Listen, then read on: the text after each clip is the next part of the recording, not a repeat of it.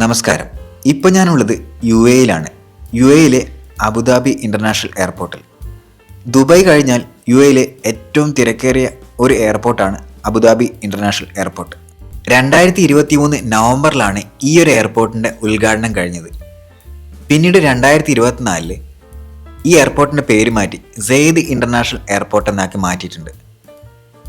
U എയുടെ സ്ഥാപകനായ Sheikh Syed bin Sultan അൽ നഹിയാൻ്റെ പേരിലാണ് ഇപ്പോൾ ഈ എയർപോർട്ട് അറിയപ്പെടുന്നത്. ഈ എയർപോർട്ടിൻ്റെ ടെർമിനൽ എക്ക് വേണ്ടി ചിലവായത് $3 ബില്യൺ. ഇതിൻ്റെ ഡിസൈനൊക്കെ വളരെ വ്യത്യസ്തമായിട്ടുള്ള ഡിസൈനാണ്. ലോകത്തിലെ ഏറ്റവും വലിയ ടെർമിനലുകളിൽ ഒന്നാണ് ഇപ്പം ഈ സെയ്ദ് ഇൻ്റർനാഷണൽ എയർപോർട്ടിലെ ടെർമിനൽ എ. ഏകദേശം 8 മില്യൺ സ്ക്വയർ ഫീറ്റാണ് ഇതിൻ്റെ ഒരു ഏരിയ എന്ന് പറയുന്നത്. 45 മില്യൺ പാസഞ്ചേഴ്സാണ് എല്ലാ വർഷവും ഈ ടെർമിനൽ എയിൽ കൂടെ പാസ് ചെയ്യുന്നത്. 11,000 യാത്രക്കാരാണ് ഓരോ മണിക്കൂറിലും ഈ ഒരു ടെർമിനൽ കൂടെ പാസ് ചെയ്തു പോകുന്നതെന്നാണ് കണക്ക്. അതുപോലെ തന്നെ 79 എയർക്രാഫ്റ്റിനെ ഒരു സമയം ഈ ഒരു ടെർമിനൽ എക്ക് ഹാൻഡിൽ ചെയ്യാൻ കഴിയുമെന്ന് പറയുന്നുണ്ട്. മറ്റൊരു സ്പെഷ്യാലിറ്റി, എത്തിഹാദ് എയർവേസിൻ്റെ ഒരു ഹബ്ബാണ് സെയ്ദ് ഇൻ്റർനാഷണൽ എയർപോർട്ട്. നല്ല ഭംഗിയാണ് ഈ എയർപോർട്ട് കാണാൻ വേണ്ടിയിട്ട്. ഇതിൻ്റെ ഡിസൈനും ഇതിൻ്റെ ആർക്കിടെക്ചറൽ ഫോമൊക്കെ ഒരു വ്യത്യസ്തമായ രീതിയിലാണ് പണിതിരിക്കുന്നത്. അതുകൊണ്ട് തന്നെ ലോകത്തിലെ ഏറ്റവും മനോഹരമായ ഒരു എയർപോർട്ടിൻ്റെ അവാർഡൊക്കെ കിട്ടിയിട്ടുണ്ടായിരുന്നു. ഒരു അമേരിക്കൻ കമ്പനിയായ കോൺ പെഡെക്സ് ഫോക്സ് അസോസിയേറ്റ് ആണ് ഇതിൻ്റെ ആർക്കിടെക്ചറൽ ഡിസൈനൊക്കെ പിന്നിൽ. ഞാൻ ഈ എയർപോർട്ടും ഇതിൻ്റെ ഡിസൈനൊക്കെ കണ്ട് നടക്കുകയാണ്. കാരണം നല്ല ഭംഗിയാണ് ലൈറ്റ്സും ഇതിൻ്റെ ഡിസൈനും ആ ഒരു രീതിയൊക്കെ കാണാൻ വേണ്ടിയിട്ട്.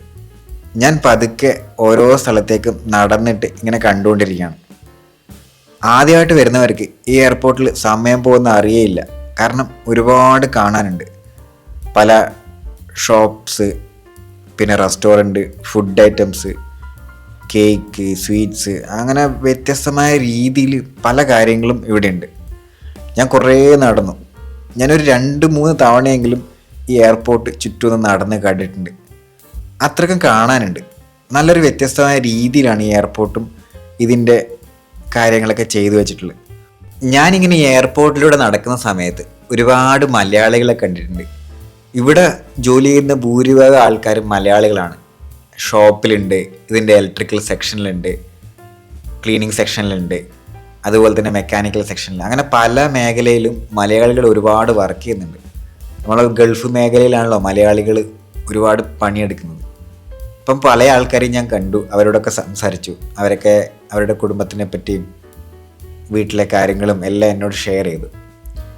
ഞാൻ പിന്നെയും നടക്കാൻ തുടങ്ങി. കുറേ സമയം ഞാൻ നടക്കുന്നത്. രാവിലെ 6:30 ഞാൻ ഇവിടെ ഫ്ലൈറ്റ് ലാൻഡ് ചെയ്തത്. അത് കഴിഞ്ഞിട്ട് ഞാനൊന്ന് ജസ്റ്റ് വിശ്രമിച്ചിട്ട് പോലുമില്ല. ഇപ്പം കുറേ നടന്ന് നല്ല ടയേർഡായി. ബ്രേക്ക്ഫാസ്റ്റ് എന്തെങ്കിലും കഴിക്കണം.